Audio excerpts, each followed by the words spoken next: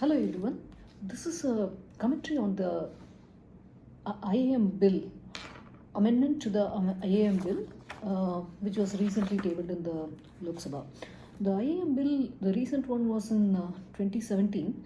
The earlier one was in 2015, and after this, to 2017, the new IAM bill came into functioning. Plus, now in 2023, there has been some amendments. And three major things have been mentioned in this amendments. The first and foremost being NITI is going to be rechristened as IAM Mumbai. The second part is about the governance of IAMs, wherein the visitor is being brought into the IAM Board of Governance. The third part is about the um, coordination forum. So that is the third part. So let me tell you quickly, briefly about the three things. IAM Mumbai, to me it is like NITI by itself has got a brand. Being rechristened as IAM Mumbai, it would be good for IAM Mumbai if it has retained what has been established as the brand of NITI in terms of its academic excellence in two major fields. One is the industrial engineering part, and the second is the supply chain management. So it would be good for IIM Mumbai to do well if it retained the earlier key differences of NITI, plus whatever the new brand is going to bring in. The second part is about the Board of Governance.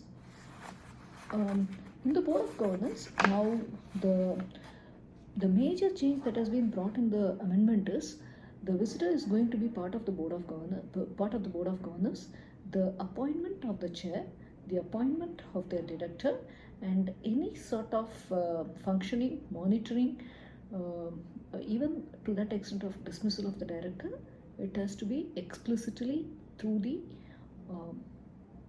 approval by the visitor, including the chairman appointment has to be through the visitor.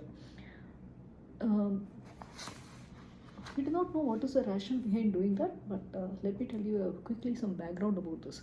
Until 2015, all the IMs were governed by the society. From 2016-17, when the new amendment came in, most of the IMs have done away with the society, or either the society is defunct or the role of society is very minimal, and Board of Governors and the chairman plays a major role in the appointment and the administration of IIMs.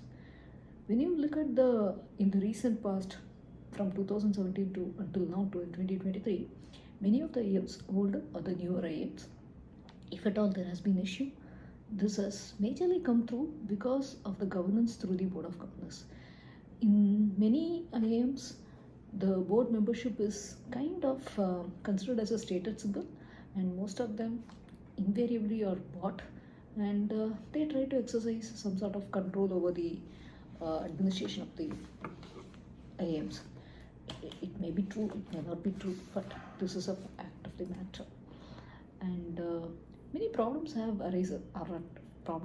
Many problems have been reported to the government once the Board of Governance takes a major role in that. In many IIMs, the role in the Board of Governors in the IIM administration, participation is less, or considered to be controlling over the IIM administration. That is also a very common thing.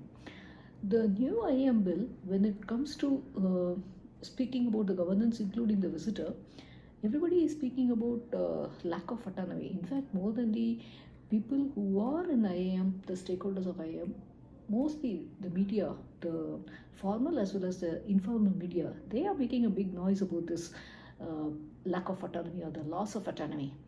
I would like to think, or I would, in my understanding, not I would like to think, in my understanding, the academic administration is still with the academic council. Let us look at it. Previously also, the administration, admission of students, student admission, faculty recruitment faculty remuneration and pay structure, staff remuneration pay structures, uh, program choices. How do you want to expand the IIM presence? Which programs you're going to do? What kind of courses that you're going to do? What is the fees that you're going to charge? Everything, right from the genesis until today, it is still with the academic council. Government doesn't have a say in that. Government doesn't interfere in these things.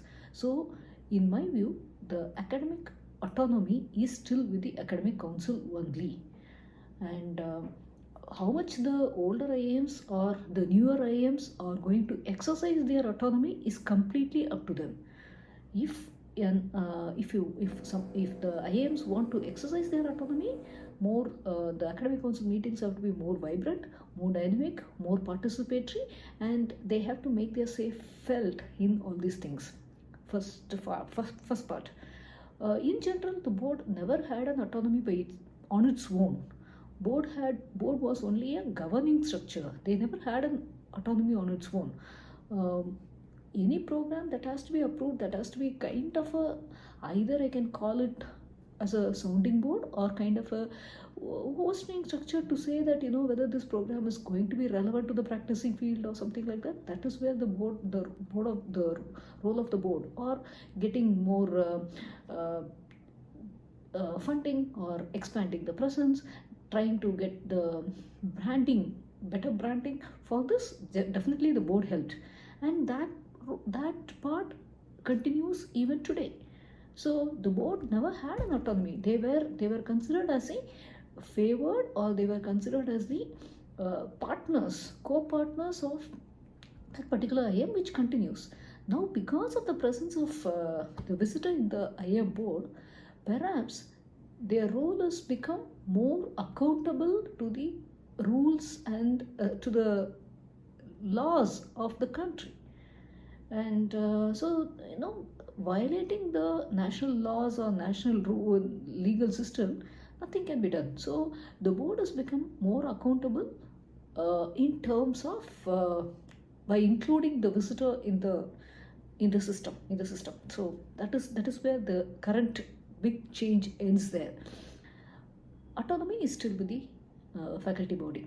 One more point, faculty body or the academic council meeting. One more point which I would like to say is, unlike the IIT systems, it's very different from the IIT systems. In IIT systems, we have what is called as a Senate, which oversees the academic activities. Senate is a slightly superseding structure over the academic council. Senate doesn't include every single faculty member, every single permanent faculty member of an institute. Senate is a hierarchical structure, or slightly somebody who is a little more senior members decided whether any proposals coming from the departments or something was okay and to take it forward. So here still, when you look at IIMs are very small, much smaller in compared to UG institutions of national importance like IISER or IITs or NITs. So the Senate structure is still not there in the current setup also. So there is no way that faculty autonomy has been compromised. The faculty autonomy has to be exercised, which is completely up to the role of faculty body. So faculty members have to exercise their autonomy. Whether they do it or not, it is up to them. We have heard, it is true for both the older IIMs as well as the newer IIMs. That is the second part. The third part is about the coordination forum. Coordination forum is a little bit different. We haven't heard of it in the earlier IIM bills. The coordination forum expects the institutes to work cooperatively and in fact coordinate and to contribute to the larger management education in the country, education needs of the country.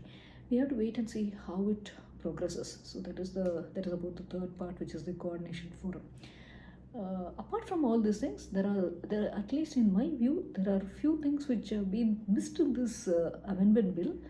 The first one being the appointment of foreign nationals as a faculty member or the director.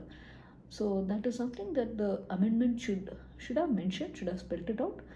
And the second part is about the retirement age of faculty members. Director's retirement age is taken to 70 years.